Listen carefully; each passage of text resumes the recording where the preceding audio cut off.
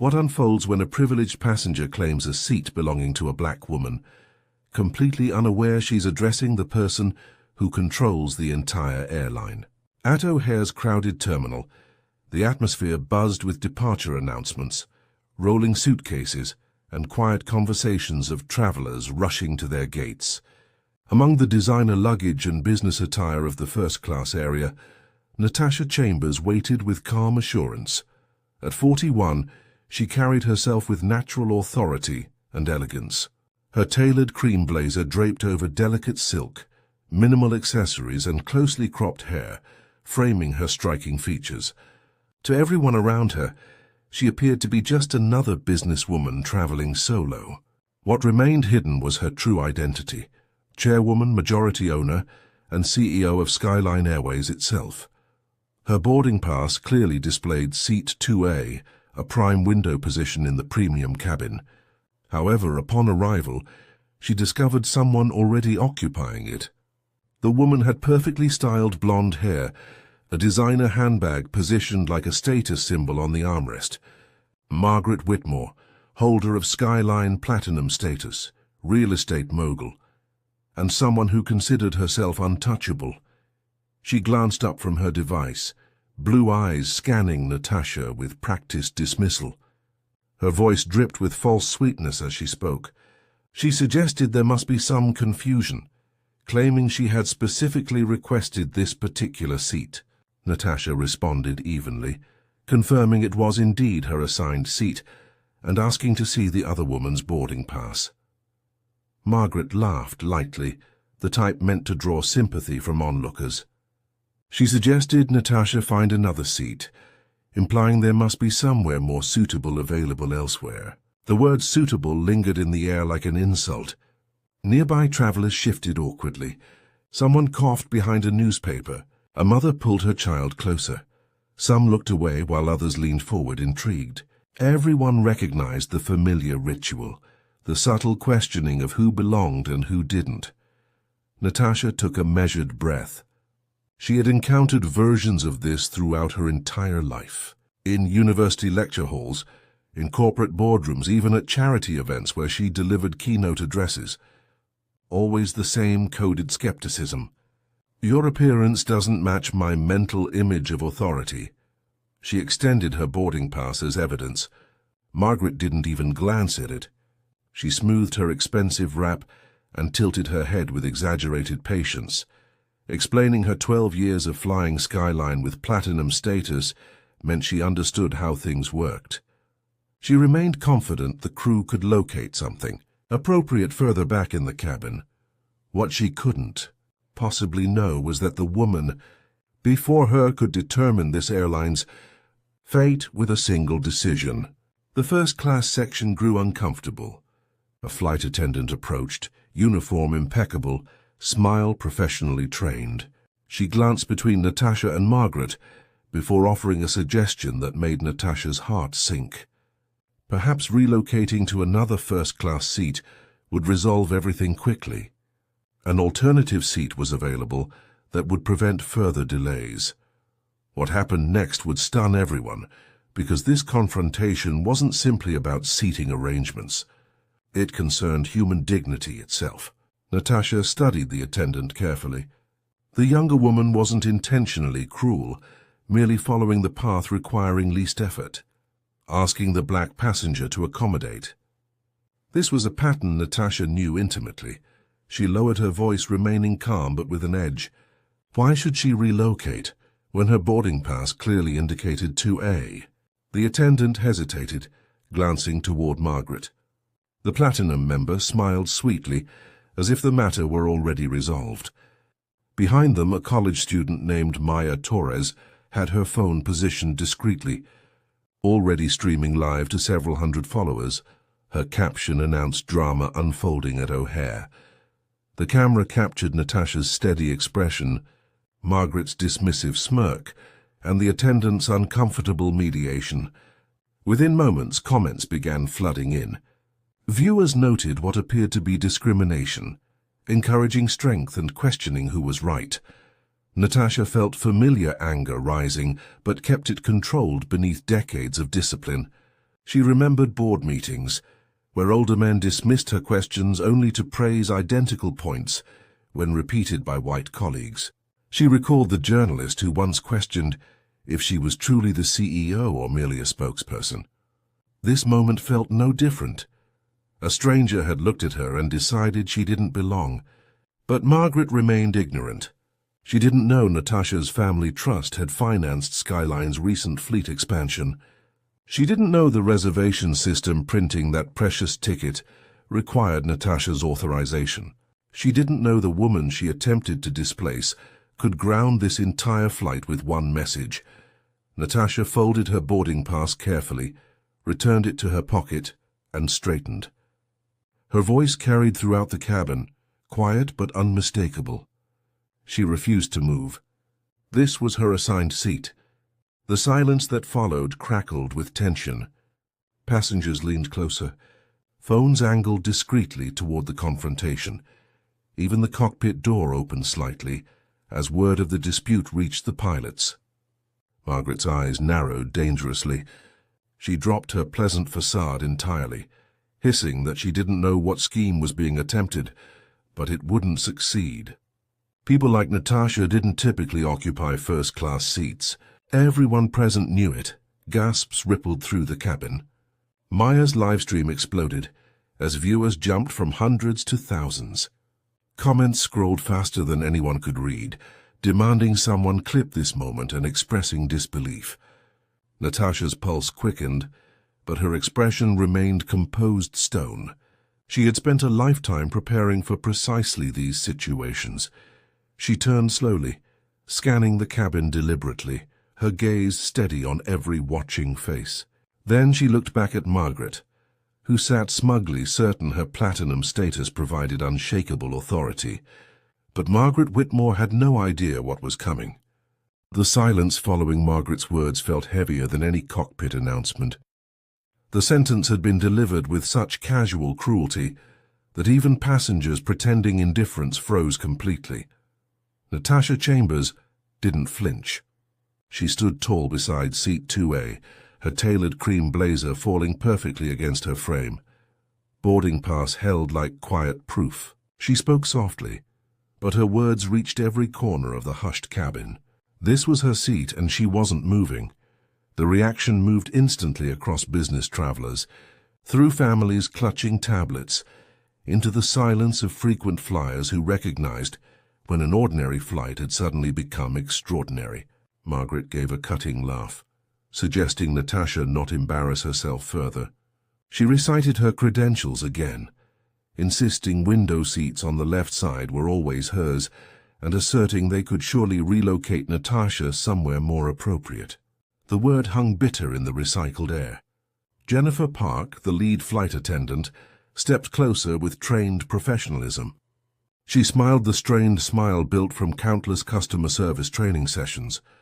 She suggested resolving this quickly, mentioning an excellent alternative seat and promising personal attention to Natasha's comfort there. Natasha turned her head slowly, deliberately. Her gaze remained level, tone unchanged. She pointed out what was truly being suggested, that the rightful passenger surrender her seat, so the entitled one wouldn't have to accommodate. That wasn't resolution but capitulation. Murmurs rippled through the cabin.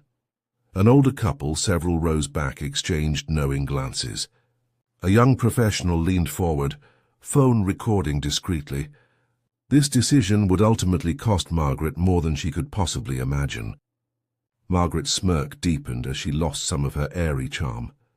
She questioned why such fuss was necessary, suggesting Natasha would only appear unreasonable. People like Margaret understood how the world functioned. Natasha's mind stirred with memories. Smirks across conference tables, dismissals wrapped in politeness. The investor who once requested she bring a white male partner to establish credibility. Each slight had become a scar, and those scars now formed her protection. Her voice dropped to a measured register. Respect mattered more than convenience. Given the choice, she would always choose respect. Passengers shifted noticeably. The woman several rows back quietly affirmed her support. But Margaret pressed harder, sensing the crowd's attention shifting away from her. She tilted her head with mock patience, asking if Natasha even knew who she was. Natasha allowed a brief silence before answering with a faint smile. Not yet, but Margaret would learn who Natasha was soon enough.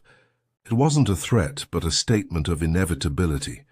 3 rows back, 21-year-old Maya Torres adjusted her phone angle. She had been live-streaming from the moment she sensed tension at boarding. What began with a few hundred viewers had exploded into thousands. Comments scrolled so rapidly she could barely catch them, urging Natasha to stand firm, calling it classic discrimination caught in real time, sharing personal experiences of similar treatment. Maya whispered into her microphone that this transcended seating disputes. It concerned dignity itself. The chat flooded with responses demanding Natasha never give in, declaring she represented everyone watching.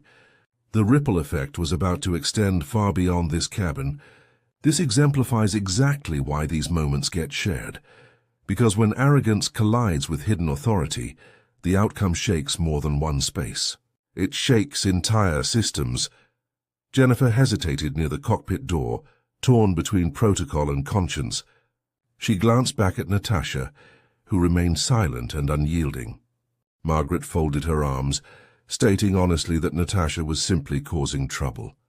If she understood how travel functioned, she would recognize the value of flexibility. Sometimes people like Natasha should feel grateful for opportunities to be present at all. More gasps erupted. A man several rows away muttered his disbelief. Another raised his phone openly, no longer attempting concealment. Natasha's breathing remained steady, but internally the fire rose. She remembered her mother's voice advising that when told to move, stand taller. And she did exactly that. Her shoulders squared as her eyes swept the cabin. She had become more than a woman defending a seat. She had become a mirror reflecting every silent injustice these passengers had witnessed in their own lives. Behind her, Maya's screen ticked past 20,000 live viewers. Social media alerts pinged across devices. Hashtags began forming in real time around seat justice and Natasha's name. The spark had leaped beyond the cabin walls. Meanwhile, Natasha spoke again, her voice softer than before but sharpened by conviction. This transcended boarding passes. It addressed the constant expectation that some must accept less so others can have more. And she refused to accept that premise. The cabin felt unified in silence. Even those who had avoided eye contact were watching now. Margaret's face tightened with frustration. She demanded they summon the captain, confident about whose side he would take. Her finger pressed the call button with the chime echoing like a warning bell. Jennifer disappeared into the cockpit. Natasha closed her eyes briefly, centering herself. She knew this confrontation was far from finished, and without seeing Maya's phone, she knew eyes beyond the cabin were already fixed on her situation. For the first time in years, she wasn't just a CEO hidden behind polished press releases. She was a black woman in real time resisting dismissal with the world bearing witness. The door latch clicked as the captain prepared to emerge. The stakes had climbed from one seat to something much larger. Respect, justice, visibility. And this was merely the beginning. The cockpit door opened with authority, and Captain Mitchell stepped into the cabin. Silver-touched hair, steady voice refined by decades of flying, he carried the commanding presence passengers trusted. But scanning the tense scene, he found no weather turbulence or mechanical issues. The storm was entirely human. He began with firm politeness, acknowledging a seating issue requiring resolution. Margaret straightened instantly, her face rearranging into the polished mask of wronged customer. She expressed relief at his arrival, explaining the supposed mix-up. She had requested this specific seat, citing her years of loyal platinum membership. This woman was causing a scene and refusing reasonable flexibility. She gestured at Natasha, as if presenting courtroom evidence. Natasha remained silent and composed, watching reactions ripple across passengers. Some avoided eye contact, while others waited with held breath. Several had phones carefully angled, capturing every second. The captain turned to her, requesting her boarding pass. Without hesitation, Natasha handed it over. The captain's brow furrowed, reading the clear indication of seat 2A assigned to Chambers. He looked back at Margaret, asking for her pass. Margaret's smile faltered before she recovered quickly, producing a wrinkled slip showing 2C. She explained she had specifically requested a left-side window during booking, suggesting a system error and expressing confidence they could work this out without disrupting everyone's flight. Her words were coded in civility, but beneath lay the expectation that authority would bend toward her. She had witnessed it work countless times before. The captain exhaled slowly, acknowledging that Margaret's boarding pass clearly indicated 2C, while this seat belonged to Natasha. Gasps fluttered through the cabin, but before anyone could believe resolution had arrived, the captain added a troubling caveat. In situations like these, they sometimes sought compromises. Perhaps Natasha would consider switching to another seat to enable timely departure. The air froze completely. Natasha lifted her chin slightly, eyes never leaving the captain's face. She questioned whether his solution meant the person with valid assignment should surrender her place, while the one who refused to move received reward. A murmur of agreement rose from several passengers. The older black couple, several rows back, nodded with sharp recognition. This was the moment when authority's mask revealed its bias. Margaret pounced on the opening, noting even the captain understood flexibility's necessity. Surely Natasha could take the alternative seat, and everyone could proceed. Her voice dripped with triumph. But the triumph proved premature because Natasha Chambers refused to yield. She had yielded too many times before in other arenas. Not today. Her voice remained calm, but every syllable rang with clarity. She asked the captain directly at what point customer service became discrimination. When a white passenger claimed a seat that wasn't hers, and the black passenger with legitimate ticket was asked to move, what should that be called? The question cracked through the air like lightning. The captain stiffened, caught between fairness and habit. He opened his mouth to respond, but before he could answer, another voice emerged. All heads turned as a Latina woman with silver-streaked hair and a press badge rose slightly. She identified herself as Carmen Rodriguez, senior correspondent for a major newspaper. She had been observing the entire interaction and could describe exactly what it resembled, a civil rights violation unfolding in real time. Margaret's face went pale as she protested this was private. Carmen cut her off sharply, explaining that discrimination in public accommodations isn't private. When it occurs before witnesses, especially recorded witnesses, it becomes part of public record. Her phone glowed with notes already being taken. The cabin's hum surged as phones lifted openly, passengers no longer pretending. The sense of spectacle became undeniable. What happened next would shock everyone, because power was about to shift in ways Margaret never imagined. Margaret's voice rose shrilly, calling the situation ridiculous and accusing people of blowing things out of proportion. The phrase struck like an explosion. Gasps, mutters, disbelief rippled from multiple directions. Maya whispered into her phone about what viewers just heard, noting they were at 60,000 viewers and climbing rapidly. The live stream chat ignited with reactions noting everything was caught clearly, expressing the unacceptable nature of the comment. Passengers who had remained silent now looked openly disgusted. The older couple shook their heads gravely. A young man whispered to his seatmate that Margaret had just destroyed herself. The captain looked visibly rattled, recognizing the weight of those words. He turned toward Margaret with lowered voice, strongly suggesting she consider the optics. This wouldn't end as she anticipated.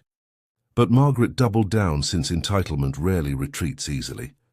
She refused to be lectured, stating she had flown this airline longer than some staff had worked there and deserved respect. Natasha finally spoke again, her voice almost gentle yet silencing the entire cabin. Respect isn't earned through years of loyalty points, but through how you treat the person standing before you. A profound hush fell, with even the engines seeming quieter. Carmen typed furiously, already framing her headline. Maya's viewer count soared past 100,000 as clips raced across platforms with captions screaming about privilege exposed at high altitude. The viral spark had become a blazing fire. Natasha remained standing, her calm demeanor unshaken. But internally she calculated carefully. She couldn't yet reveal the complete truth of owning the airline. That revelation would come later. For now she needed only to let the truth of entitlement and injustice play out, documented for the world to see. Still, she allowed herself one small gesture hinting at her power. She pulled out her phone, sleek and understated, her thumb moving across the screen with quiet precision. Passengers noticed, and phones captured it. To them it appeared to be simple texting, but those who would later watch the footage would speculate about what she was doing, who she was contacting, why her composure never wavered. It was the first subtle hint that Natasha possessed more authority than appeared, that she controlled invisible levers. Margaret scoffed, completely misreading the situation. She suggested Natasha text whoever she wanted, insisting it wouldn't change the fact this was now her seat. But the look in Natasha's eyes, measured and deliberate, told another story entirely. And in that look, the balance of power had already fundamentally shifted. The captain ran a hand over his jaw, clearly aware that whatever decision he made wouldn't remain confined to this cabin. Carmen's presence, the dozens of recording phones, the viral livestream, all meant the story already exceeded this flight's boundaries. He cleared his throat, announcing he needed to consult with ground control from the cockpit, and requesting passengers remain seated. He disappeared, leaving passengers buzzing like an agitated hive. Margaret attempted to reclaim control, suggesting the captain would fix everything, and Natasha would be moved accordingly. But her voice sounded less confident now. The cabin no longer bent toward her authority. It bent toward Natasha, whose calm had become the gravitational center. And beyond the cabin, the world was already taking sides. By the time the plane's wheels remained on the tarmac, hashtags had climbed into trending territory, with variations on seat justice and Natasha's name. Social media threads carried eyewitness accounts, while video loops circulated endlessly, showing Margaret's words. Parodies began within minutes, and Natasha Chambers, still silent and composed, became a symbol without even revealing her true identity. The stakes had grown exponentially. What began as a disputed seat had become a trial in the court of public opinion. And the verdict was only beginning to take shape. The cabin remained hushed even after the captain retreated into the cockpit. But the silence wasn't peaceful, but rather the brittle quiet preceding a storm. Passengers checked their devices as whispers darted between rows and cameras continued recording. But outside the aircraft, the storm had already broken free. On social media, Maya Torres's livestream had crossed 200,000 viewers. Hashtags expanded across feeds rapidly. Clips circulated faster than turbulence, each more damning than the previous. Some froze on Margaret's words, others on the captain's hesitation, still others on Natasha's unwavering composure. The ripple effect had become a tidal wave, headed straight for Skyline Airways headquarters. In a glass tower overlooking downtown, the operations floor buzzed with routine until an analyst spotted the trending topic. He clicked, expecting another celebrity dispute, but his stomach dropped, recognizing the company logo on boarding passes in the clips. Within moments, executive phones buzzed simultaneously, as screens lit with links about a platinum passenger accusing a black woman in first class, with the captain suggesting the legitimate passenger relocate. The head of corporate communications paled, demanding to know where the incident report was and who had logged it. Silence greeted his questions. No one had documented it officially. The incident wasn't supposed to exist beyond that cabin, yet the internet had already transformed it into a tribunal, This transcended one seat to threaten the entire airline's integrity. Back on the plane, Margaret tried salvaging her crumbling authority. She leaned forward with voice low but still audible, warning Natasha she was making things worse for herself. All this attention would ruin her. Did she think anyone important would support her after causing such a scene? Natasha's eyes didn't waver as she replied in a whisper that nonetheless reached every corner. It wasn't her this attention was ruining. Phones captured it instantly. Within seconds, the line was clipped, captioned, and replayed thousands of times.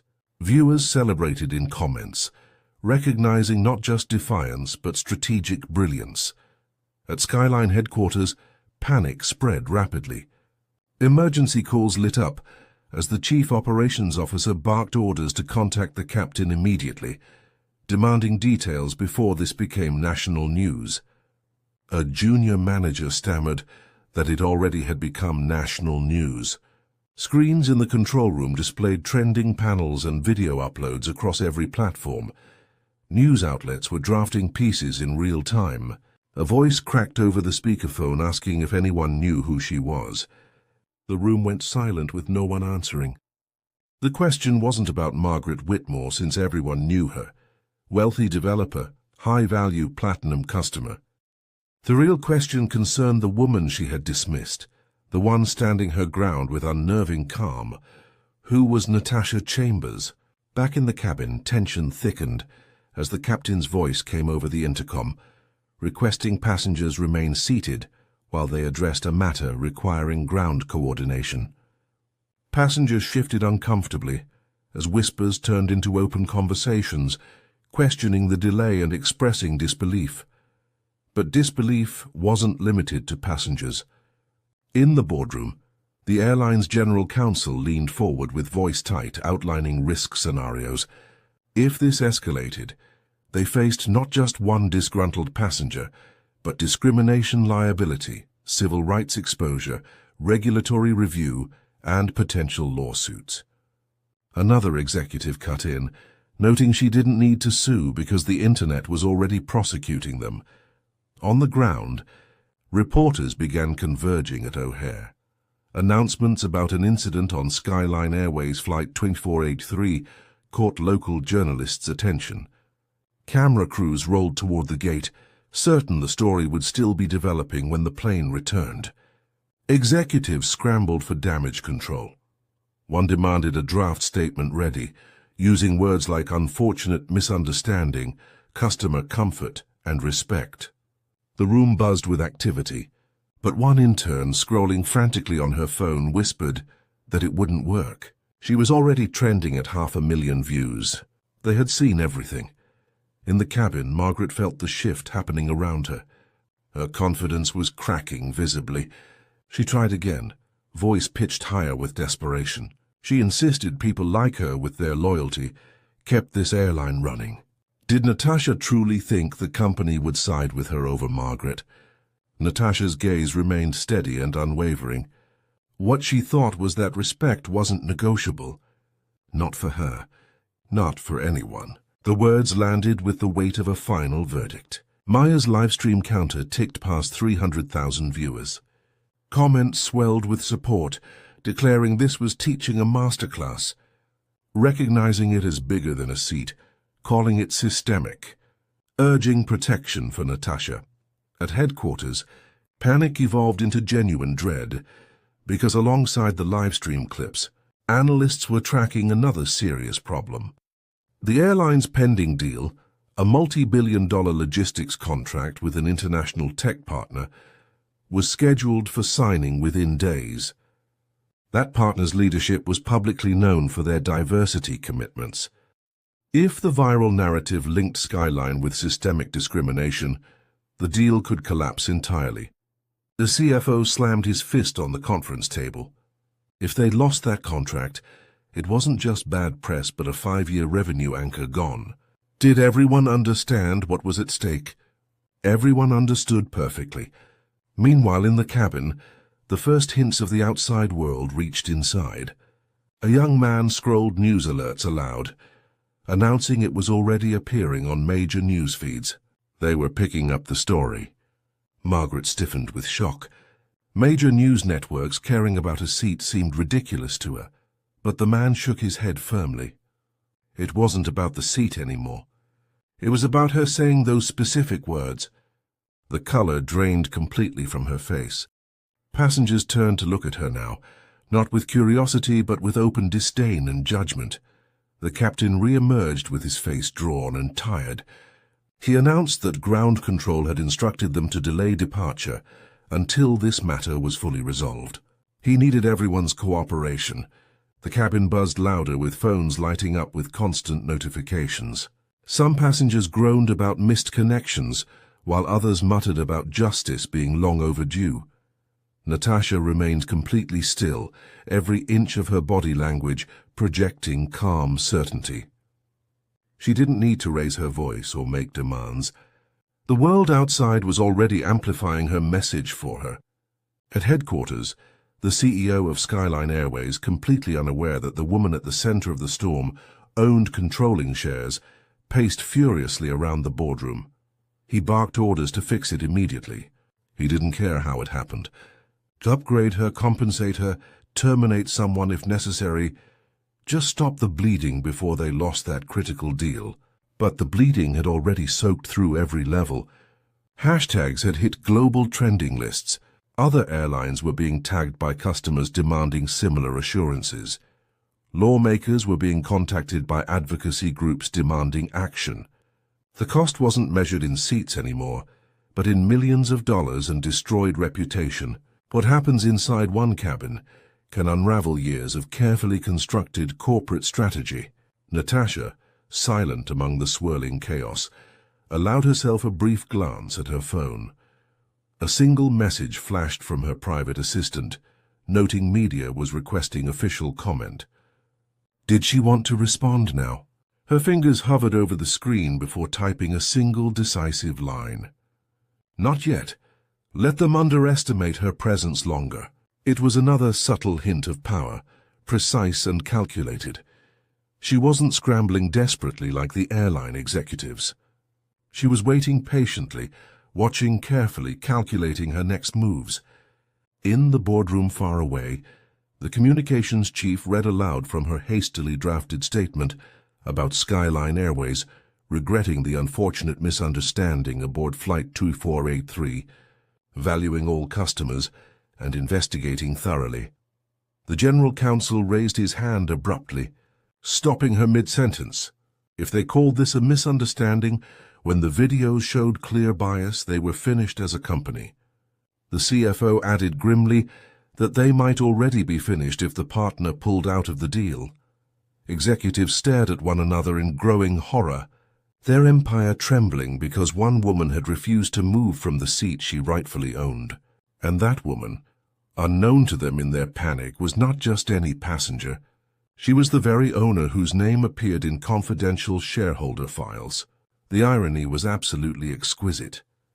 Back on the plane, Maya whispered urgently to her viewers that they had crossed 400,000 and the momentum wasn't slowing down at all. She asked them to comment what should happen next.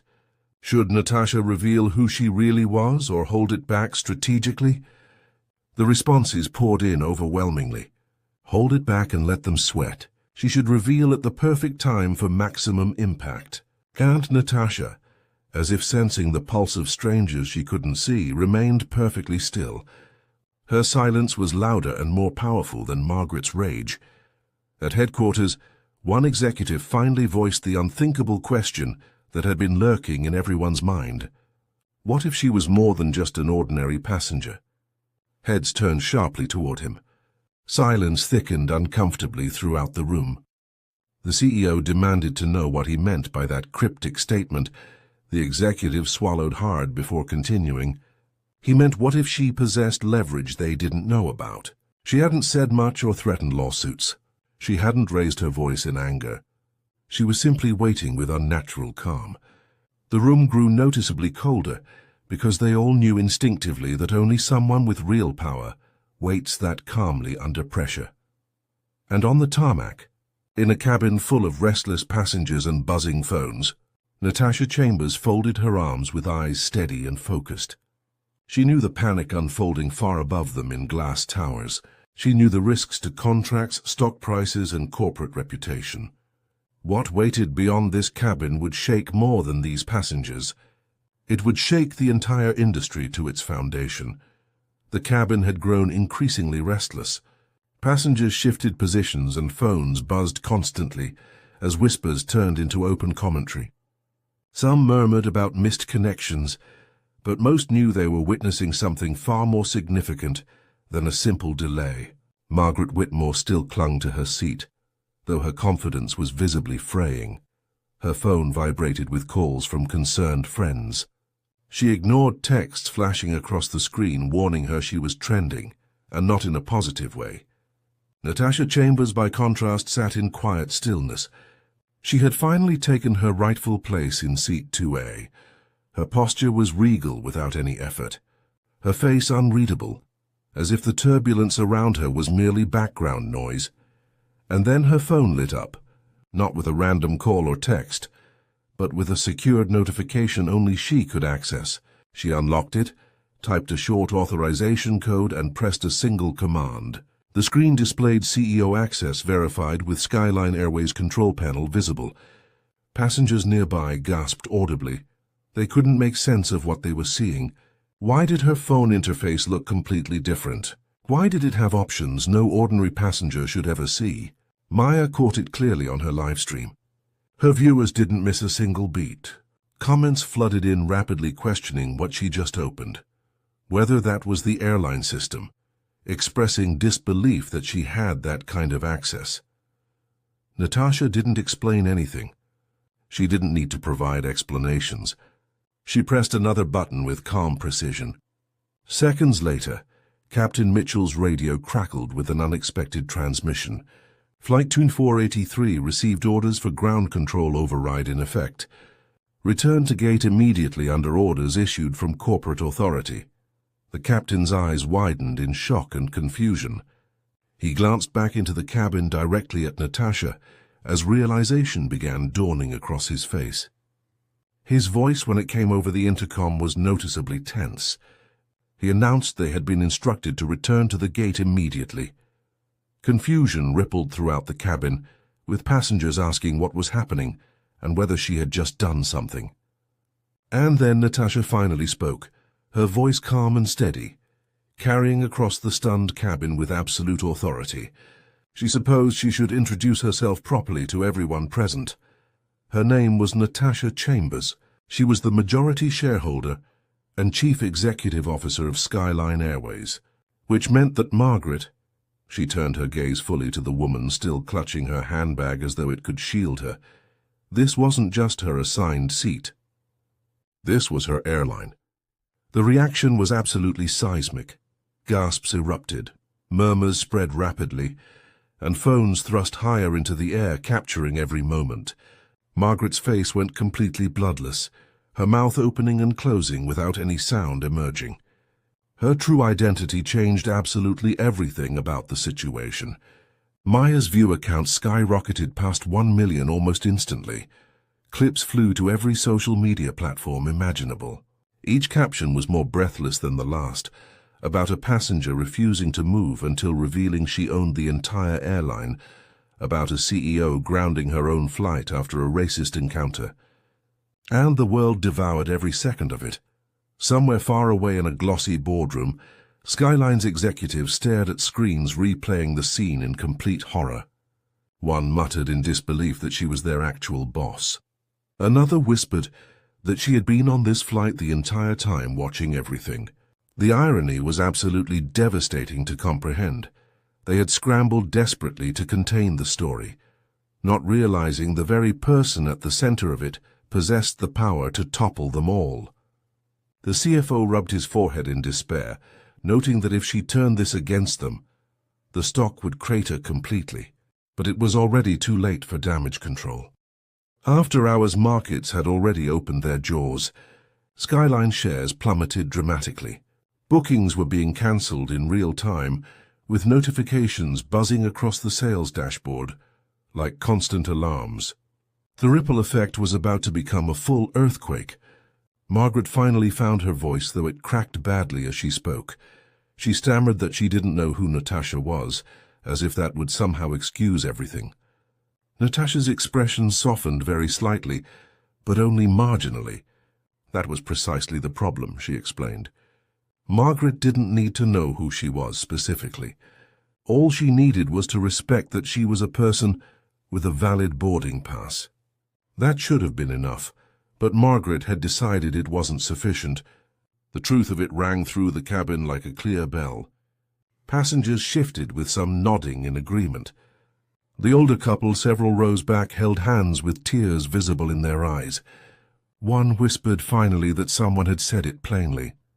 Maya's audience swelled again past 2 million viewers.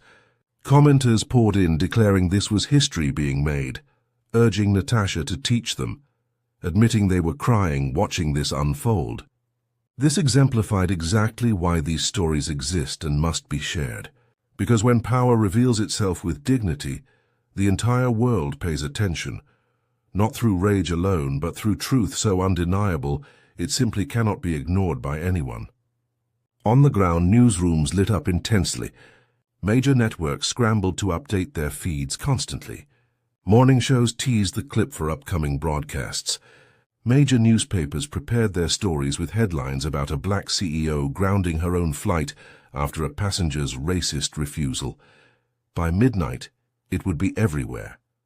By dawn, it would dominate every news cycle. Margaret crumbled visibly before everyone's eyes.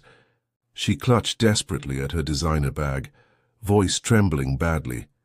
She tried to explain she didn't mean to cause this, that she was just trying to...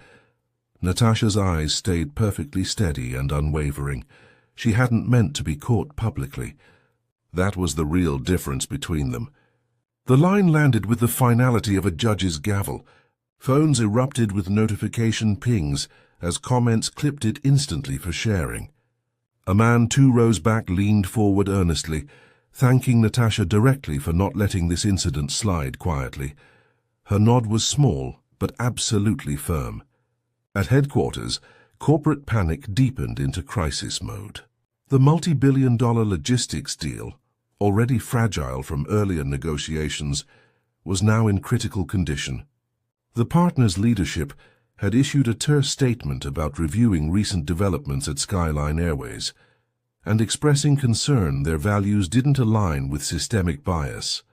The CEO, not Natasha, but the figurehead executive that other managers answered to, slammed his phone onto the conference table in fury. She was going to use this to completely gut them, he muttered bitterly. Every weakness they possessed, she would drag out into public scrutiny. The irony was brutally painful. The man called himself CEO, but he was merely an operator managing daily functions. The true architect, the majority shareholder with real power, was sitting calmly in seat 2A like a stone monument, letting the entire world watch this unfold. Meanwhile, on the plane, the atmosphere had shifted completely and irreversibly. Passengers no longer whispered nervously among themselves. They watched with open awe and admiration. Some clapped quietly in appreciation. Others silently mouthed words of thanks. Margaret shrank visibly in her seat. Her authority had dissolved entirely. She wasn't the powerful platinum member anymore. She was now the symbol of arrogance completely undone. And Natasha Chambers, with one calculated revelation, had rewritten the entire balance of power forever. The live stream passed 3 million viewers easily. Maya wiped her eyes emotionally, overwhelmed by what viewers were witnessing. This wasn't just a passenger standing up for rights. She was the one who ran the entire airline. This wasn't a simple seating dispute anymore. It was a revolution unfolding in real time before everyone's eyes. Comments screamed agreement about how this would change corporate America forever, how the airline industry was about to shake to its core, some even joking about Natasha running for president. The captain approached Natasha again, his face pale and drawn. He stammered that he had no idea who she was, trying to assure her of his intentions. She raised a hand gracefully, silencing him with composure rather than anger. She told him directly that he didn't need to assure her of anything. What he needed to do was assure every passenger that what happened today would never happen again on any flight. Phones caught every single word she spoke. By the time the aircraft rolled back to the gate slowly, the consequences had already spiraled far beyond anyone's control. Skyline's stock price had dipped 12% in just hours. Rival airlines rushed to issue statements pledging equity reviews and reforms. Civil rights groups were already calling for congressional hearings and investigations, and Margaret Whitmore sat in silence, trembling visibly, her empire of entitlement collapsing in full public view. The plane stopped smoothly. Through the window, cameras waited on the jet bridge with flashes already popping repeatedly. Natasha gathered her belongings slowly and deliberately, every movement calculated and purposeful. She looked once more at Margaret with an expression of finality. This wasn't about who she was, Natasha said quietly. It was about who Margaret thought she wasn't. With that final statement, she rose gracefully. Dignity remained completely intact. Power had been hiding in plain sight all along. If one woman could ground a flight with dignity alone, what would happen when she turned that power on an entire industry? By the time Natasha Chambers stepped off Flight 2483, the world outside was already burning with attention. Cameras flashed relentlessly. Microphones jostled for position. Reporters shouted questions that blended into a single deafening roar. She didn't answer any of them directly. She didn't need to waste words. Her silence was its own form of thunder. Within hours, clips from the cabin had spread across every conceivable platform. What began as shaky phone footage now played on continuous loop on national broadcasts. Anchor voices carried over the images describing how a black woman refused to move from her seat, only to reveal she owned the airline. How a CEO grounded her own flight after a racist confrontation. The numbers surged relentlessly. 2 million, 5 million, 10 million views within the first day. The internet had crowned its verdict long before the airline's executives finished their emergency meetings. The crisis had become a movement practically overnight. The movement was about to become comprehensive reform. In Washington, lawmakers tweeted statements within the hour of the video going viral. Some called for immediate hearings. Others demanded answers from Skyline Airways specifically, and from the entire aviation industry generally. Civil rights groups issued press releases, not simply expressing outrage, but making concrete demands for structural change throughout the system. At Transportation Regulatory Headquarters, officials huddled with eyes glued to the viral video playing repeatedly.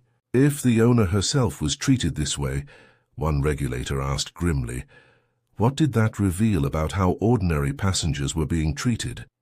Investigations began before the night had ended. Across the industry, competitors scrambled frantically. Major airlines all issued late-night statements with predictable wording. They were committed to ensuring every passenger traveled with dignity and respect. But beneath the polished corporate phrases was genuine panic. If Skyline, whose CEO had just exposed bias inside her own cabin, became the standard bearer for reform, every other airline would be forced to follow immediately. The ripple effect wasn't optional anymore. It was absolutely inevitable. At Skyline's headquarters, executives faced Natasha for the first time since the revelation. She entered the boardroom the same way she had entered seat 2A earlier, calm, deliberate, completely unshaken by the chaos. She addressed them directly. They had all seen the videos by now. They had read the headlines. They knew the numbers. This was no longer about one passenger's behavior or one crew's mistake. This was about how the entire airline industry operated at its core. Silence greeted her words. No one dared to interrupt. She continued firmly. They had asked a black woman with a legitimate boarding pass to move for a white passenger who had no valid claim. They tried to call it compromise and conflict resolution. The world had seen it clearly for what it truly was, discrimination. And they would not bury it under hollow apologies. A director shifted uneasily in his seat. With respect, he began carefully. The financial damage was already severe. Bookings were down 15% in just one day. The stock had lost billions in value. They were hemorrhaging money and reputation. Natasha's eyes didn't waver even slightly. "Good," she responded simply. "Pain forces necessary change. If they wanted to survive as a company, they must rebuild everything differently." Social media momentum didn't slow down at all. Hashtags multiplied exponentially. Petitions circulated, gathering millions of signatures. Celebrities posted their reactions with massive reach. An actor with 50 million followers tweeted that Natasha Chambers just changed the game entirely, adding a single word of respect. A prominent business mogul wrote that airlines better take notes because accountability was no longer optional in modern society. The story moved beyond simple outrage into active organizing. Advocacy groups held live streams discussing the implications. Churches and community centers played the clips during meetings and services. Parents showed it to their children as proof that dignity mattered more than silence ever could. This was no longer just a scandal to gossip about. It was a cultural reckoning demanding response. At financial markets, airline stocks slid further downward. Analysts speculated about systemic risk throughout the sector. Some downgraded the entire aviation industry. Meanwhile, tech firms and equity funds with strong diversity reputations surged upward as investors rushed to align with what they saw as the future. One financial commentator put it plainly on live television. If one black woman can ground an airline with nothing but dignity, imagine what happens when systemic reform becomes the primary demand. This isn't just temporary turbulence anymore. It's a completely new flight plan for the industry. What happens when markets begin rewarding justice and accountability instead of excuses and cover-ups? Inside the airline, change moved faster than ever before in company history. Training programs were completely redesigned overnight. Complaint systems were rewritten from scratch to ensure no report could ever be buried or ignored again. Executives who had long resisted reform found themselves quietly sidelined or terminated. But Natasha pushed much further than internal changes. She convened a cross-industry summit, calling in leaders from competitors, regulators, unions, and advocacy groups. Cameras captured her standing at the podium, her voice carrying across the packed hall with unmistakable authority. "This wasn't about Skyline alone," she declared firmly. "What happened on Flight 2483 happened everywhere in aviation daily. The difference was that this time the victim had the power to expose it publicly. But real change doesn't come from one viral video alone. It comes from structural reform that protects every single passenger, regardless of who they are or what they look like." The applause was absolutely thunderous and sustained. Back in living rooms across the country, people watched intently. Some cried openly, others nodded with recognition. Stories poured out across social media, personal accounts of being asked to move, of being disrespected, of being ignored. Hashtags became testimony threads. The world realized that Natasha's stand wasn't rare or exceptional. It was the rule finally breaking open. And governments around the world noticed immediately. European regulators announced comprehensive reviews. Asian carriers issued new guidelines. South American airlines pledged transparency reports. The ripple had become genuinely global in scope, but the pushback came too, as expected. Lobbyists warned of crushing costs. Unions worried about contract implications. Shareholders fretted about profit margins. Cable commentators sneered, questioning whether this was really discrimination or just a simple misunderstanding blown out of proportion. Natasha addressed it directly in a prime-time interview. Her gaze was steady and unflinching, her voice calm but forceful.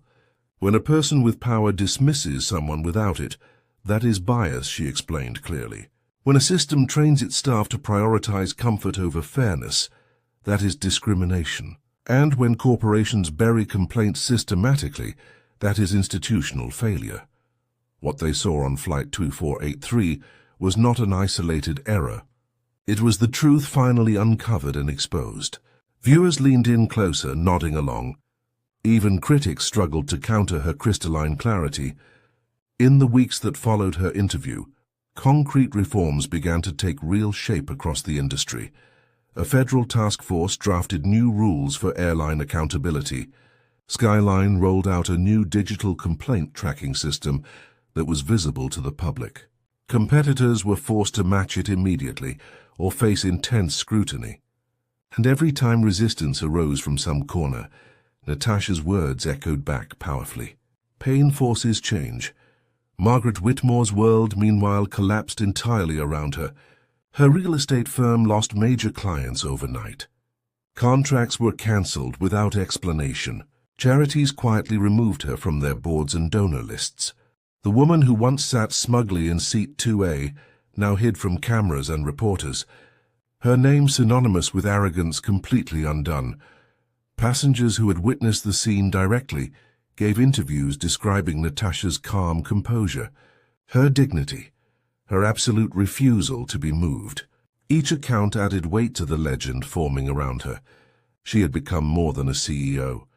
She was now a powerful symbol, and yet Natasha never claimed victory or celebrated triumph.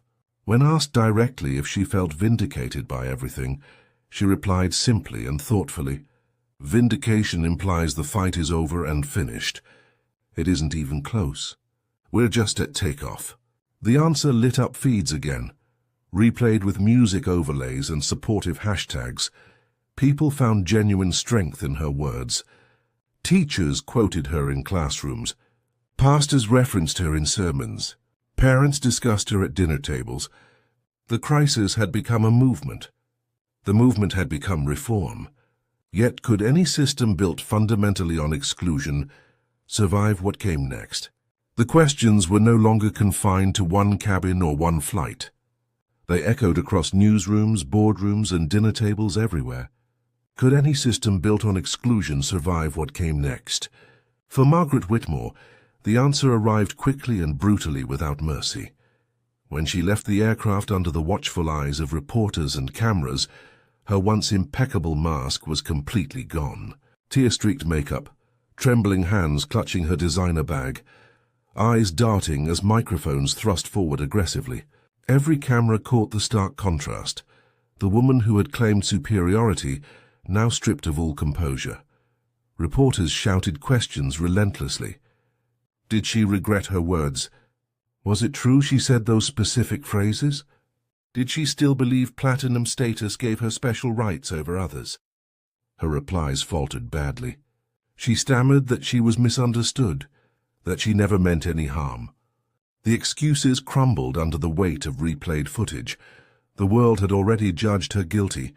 By nightfall, her name was a trending topic all its own. Memes mocked her arrogance mercilessly. Opinion pieces dissected her sense of entitlement. Corporate partners fled immediately. Contracts evaporated overnight. Within a week, her real estate empire, once a symbol of inherited privilege and power, was bleeding clients rapidly. She was removed from multiple boards, uninvited from exclusive galas, whispered about at country clubs. The downfall of Margaret Whitmore became a very public cautionary tale. News coverage, endless memes, online petitions, corporate training modules, and countless dinner table conversations. Her personal collapse, family shame, social exile, and economic ruin was broadcast in real time and shared by millions. But justice was not limited to her alone. Captain Mitchell faced immediate suspension from flying. For decades his voice had commanded authority in cockpits. Now recordings of him suggesting Natasha should move, replayed on primetime television repeatedly. Hosts asked pointedly whether this was his idea of fairness. Aviation forums buzzed with debate. If the captain won't protect basic fairness, who will? He appeared before an internal review board looking diminished. His shoulders slumped, his reputation shredded beyond repair. He tried to explain he was simply trying to keep peace and avoid delay, but every word sounded like cowardice instead of leadership. Passengers didn't want captains who avoided conflict at the cost of justice. They wanted leaders who enforced fairness, even when inconvenient. His career, once steady as a perfect flight plan, spiraled downward rapidly. Jennifer Park, the flight attendant, faced her own reckoning as well. At first she was vilified as the face of compromise, the woman who suggested the rightful passenger should yield without question. But as days passed, some nuance emerged in public discussion. She spoke in several interviews with voice trembling, admitting the painful truth. She had been trained to de-escalate at all costs. That training had taught her to look for the person most likely to comply without resistance. She didn't even realize how deeply wrong that was until she saw herself on video. She watched it and thought clearly that she had failed completely. Her honesty touched some people. Others remained unforgiving of her actions. But she became a symbol too, not of malice or hatred, but of how systemic bias embeds itself deeply in procedures and training. Inside Skyline Airways, terminations and resignations swept through like a devastating storm. Executives who had crafted hollow statements were ousted immediately. Diversity officers who had served as mere window dressing were replaced with leaders empowered to actually create change. Employees who had filed discrimination complaints for years suddenly saw their files reopened, their voices finally amplified and heard. It was messy, raw, and painful for everyone involved, but it was justice long delayed now arriving in powerful waves. The media fed on developments daily. Nightly news played side-by-side clips of Natasha's calm defiance versus Margaret's contemptuous sneer. Newspapers ran detailed timelines from Seat 2A to Global Reckoning. Late-night comedians mocked the arrogance of loyalty points as personality traits. Documentarians pitched series before the month was over. And everywhere people debated passionately. Was Margaret's lifetime ban from Skyline sufficient punishment? Should the captain lose his license permanently? Should Jennifer be given a genuine second chance? Should federal regulators force all airlines into mandatory reform? The story had outgrown the cabin completely. It was now a mirror held directly to society itself. Natasha remained carefully measured through it all. She did not gloat or celebrate anyone's downfall. When asked specifically about Margaret, she said simply and clearly, "What happened to her is the direct consequence of her choices. But the larger issue is the system that enabled and rewarded those choices for so long." She declined to answer questions about potential lawsuits or financial settlements. Her silence on personal vengeance spoke louder than any condemnation possibly could. She wasn't after one woman's downfall for satisfaction. She was after systemic change that would protect everyone. This is the personal cost of a single moment when prejudice spills into public, and the world does not forget easily. At community gatherings everywhere, people told their own similar stories. They had been asked to give up seats in first class. They had been told they didn't belong in airport lounges. Assumptions were made that they couldn't afford their tickets. Every story ended the same way. Now, thanks to Natasha, they can't ignore us anymore. Margaret Whitmore's name became useful shorthand. In workshops and corporate seminars, facilitators would ask participants directly, "Are you behaving like a Whitmore right now?" assuming entitlement without any evidence. The answer was always immediately clear. To be called a Whitmore was to be called out for unchecked privilege. For Natasha, the justice served was not the end game at all. It was a necessary reckoning, a balancing of scales. The villain's arrogance was punished publicly. The system's cracks were exposed completely. And the world understood that silence no longer protected prejudice from consequences, but the question lingered heavily. If one woman could topple entitlement with dignity alone, how far could the consequences travel beyond this? Because justice had been served decisively. And the ripple of that justice was still moving outward powerfully, ready to strike at much deeper foundations. Justice had been delivered clearly. Margaret Whitmore's name was now shorthand for entitlement undone, and Skyline Airways was forced into reforms it could no longer avoid. But Natasha Chambers knew justice was only the first step. Her vision reached much further into the future. Within weeks, Skyline announced sweeping measures, transparent complaint tracking, independent oversight committees, new codes of conduct woven into every layer of employee training. Rival airlines, pressured by the viral tide, rushed to copy them almost immediately. International carriers convened emergency meetings, fearing regulatory mandates if they did not act voluntarily. The cabin incident had become the spark for a new flight plan, one charted on fairness rather than privilege. In Washington, hearings filled the airwaves constantly.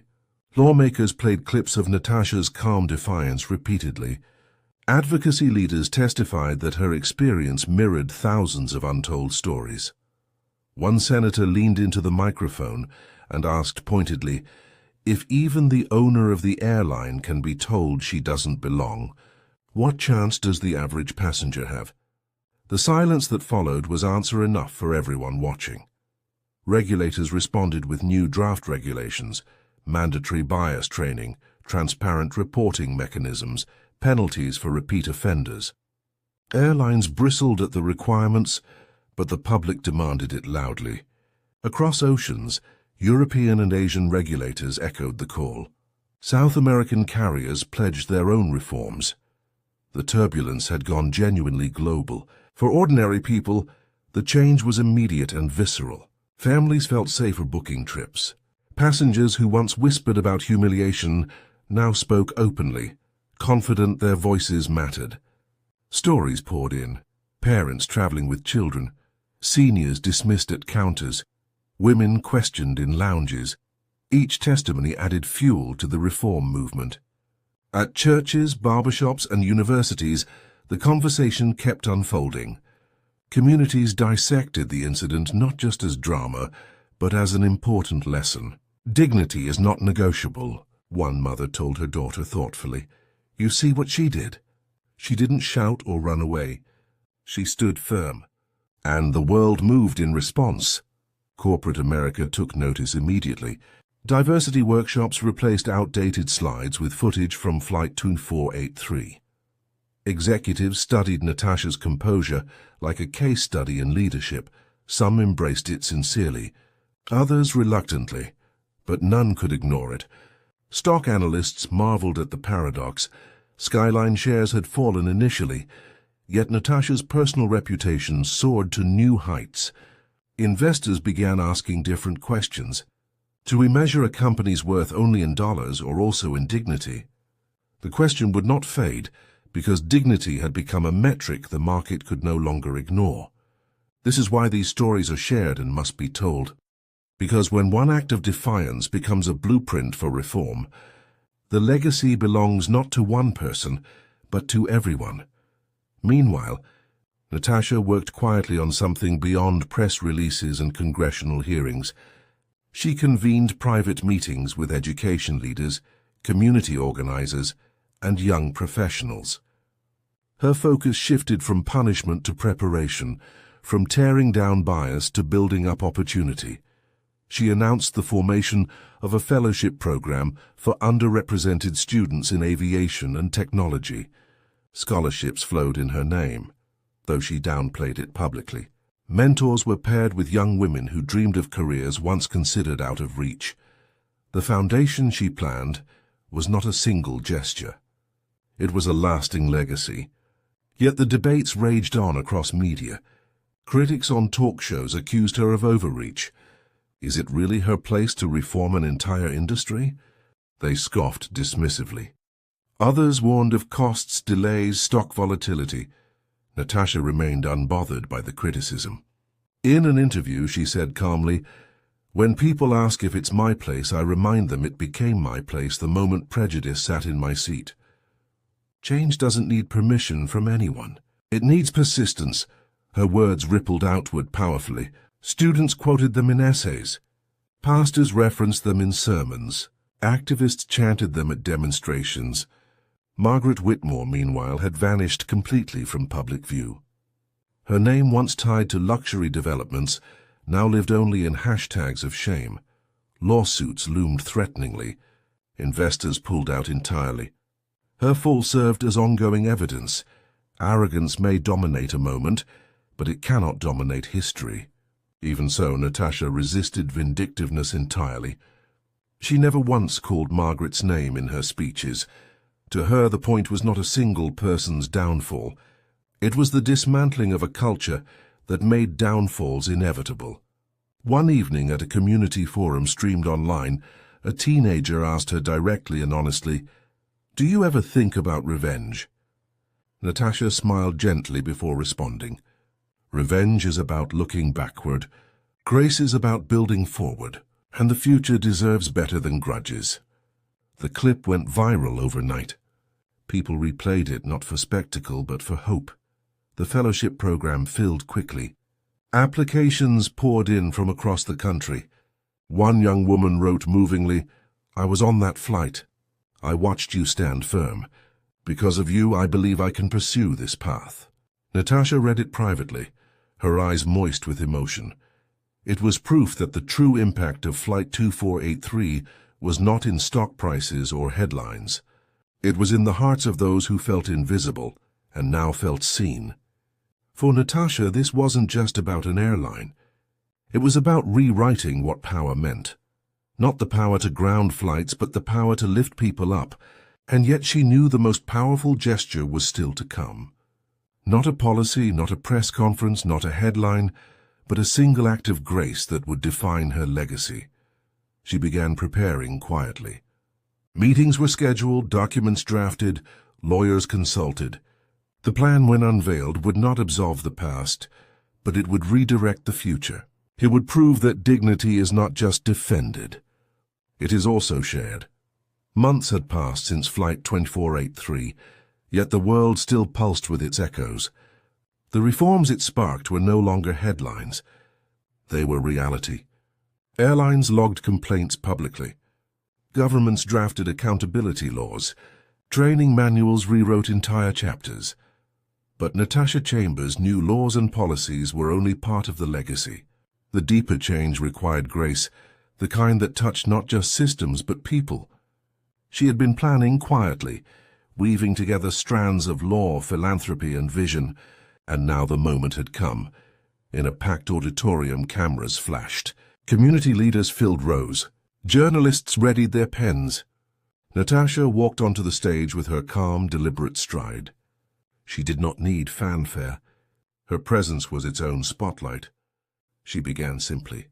"On Flight 2483, I was told I didn't belong in my own seat. I was told to move, to compromise, to be smaller." That moment revealed what too many have lived for too long. But justice cannot end with exposure. It must continue with construction. Her voice carried through the hall, firm yet warm. That is why today I announce the creation of the Chambers Fellowship for Aviation and Leadership. 100 scholarships every year, fully funded for underrepresented students who dream of flight, whether as pilots, engineers, executives, or innovators. No young person will be told they don't belong in this industry. Not anymore. The audience erupted, applause rolling like thunder. What she was about to do with one gesture would outlast every headline. But there was more. Natasha raised a hand for silence. "This fellowship will not bear my name alone. It will carry the name of every passenger who has ever been told they don't belong.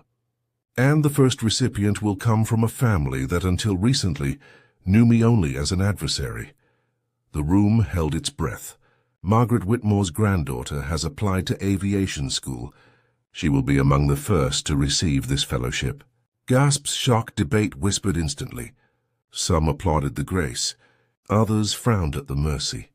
A reporter called out later, "She tried to humiliate you. Why honor her family?" Natasha's answer was measured and timeless, because the fight is not against a child's dreams. It's against the arrogance that tells her she doesn't deserve them. Grace is not weakness. It is strength refusing to be poisoned by resentment. The line reverberated, spreading across feeds, spurring arguments. Was it forgiveness or folly? Vision or naivety? The debate itself proved the point. Her legacy would not be neat, but it would be enduring. This is why these stories matter and must be told, not just victories of power, but acts of grace that turn power into legacy. Because when a black woman lifts others even when she could choose retribution, she leaves the world with a story it cannot ignore. In the weeks that followed, headlines split. Some hailed Natasha as a visionary. CEO builds bridge of grace after industry reckoning. Others questioned, should grace be extended to the entitled? But everywhere the conversation raged. In classrooms, children debated whether they would have made the same choice.